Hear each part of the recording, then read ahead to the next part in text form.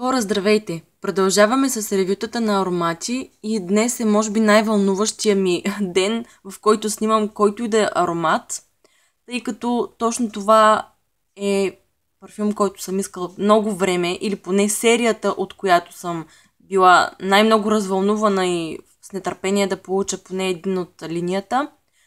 Някои от вас може би вече са се досетили. Това е парфюм на Бритни Спирс от серията Fantasy. Нарича се Fantasy 10th Anniversary Edition и е доста рядък, поне в България. Този парфюм е в грамаж от 100 мл. Намерих го по абсолютен късмет и случайност в Парфюмо БГ, откъдето си го поръчах. Цената беше направо супер привлекателна. По принцип фентазитата са доста скъпички, като за селебрити парфюм мисля, че са около 50 лева някъде. Този го намерих по тестерен вариант и то от пълния грамаж 100 мл. Сега ще обърна да ви покажа. Дано да фокусира. Хайде. Явно няма да стане. Ето. Tester Demonstration. Ще отлепя етикетата, тъй като не обичам нищо залепено за парфюмите ми. Ето как изглежда. Класическа черна бутилка с надпис послание от Бритни към нейните фенове. To my sweet scented fans, for a decade of love, XOXO Бритни. И множество златни, диамантини камъчета. Разбира се, имитация. И много шикозна якичка, така да се каже, на около гърлото на бутилката. Другото, което много приятно ме изненада, е, че имаше капачка. По принцип тестерите идват в повечето случаи без капачки. Дойде в една транспортна картонена кутия, нищо специално. Аз не държа толкова на кутията.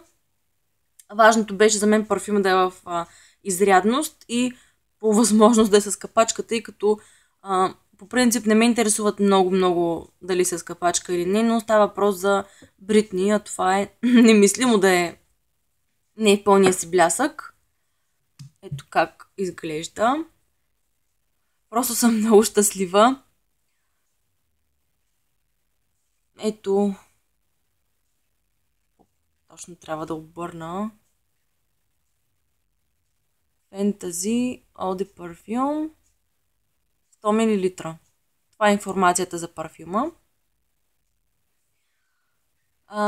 Така, мисля, че е време да ви кажа на какво уха е. Често съм срещала сравнение с оригиналното фентази, което е първото и в розов цвят, че миришат еднакво. Просто този вид е нещо като годишнина, anniversary. И просто са го направили в различен пекеджинг и цвят и всичко останало. Но иначе самия аромат бил същия. Не знам доколко е така, тъй като нямам представа как ухае оригиналния фентази. Този мирише на сладко, определено. Погледнах нотките в фрагрантика и според тях мога да ви кажа кое най-много усещам аз.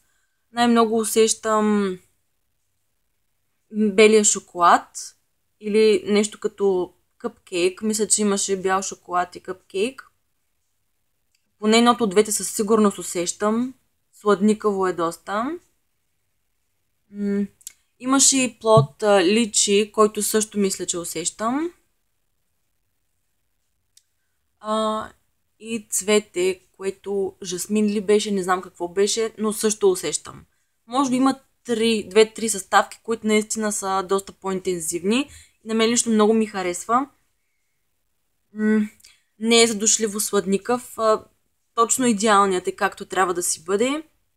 Самата серия фентази на Бритни предлага доста момичешки, доста сладички аромати. Къде е ванилови, къде е плодови. Просто много съм доволна от покупката си.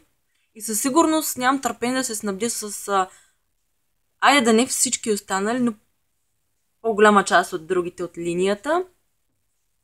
Колкото до трайността, напръсках се преди 2 часа някъде върху китката и все още го усещам, макар и малко по-слабо. Много други парфюми, когато ги напръскам, например тези на Бейонсе ще дам.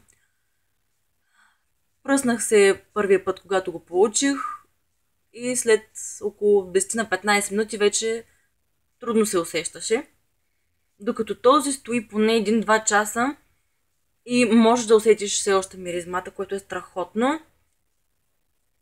Какво друго мога да кажа? Бутилката е доста тежичка, доста внушителна и е много удобна за пръскане. Когато я хванеш така и доста лесно си нагаждате пръста към пулверизатора. Докато има други, на които въобще не са ми удобни за употреба, хлъзга ми се ръката нагоре. Но този е страхотен, бутилката е супер. Просто си заслужава да имаш парфюма заради самата бутилка. Може да не ви хареса чак толкова много като аромат, или като тип, или като трайност, но със сигурност самата бутилка страшно много си струва. И определено нямам търпение да се снабдя с останалите. Това беше моето ревю. Надявам се да би било полезно. Ако е така, дайте палец нагоре или оставете коментар. Довиждане!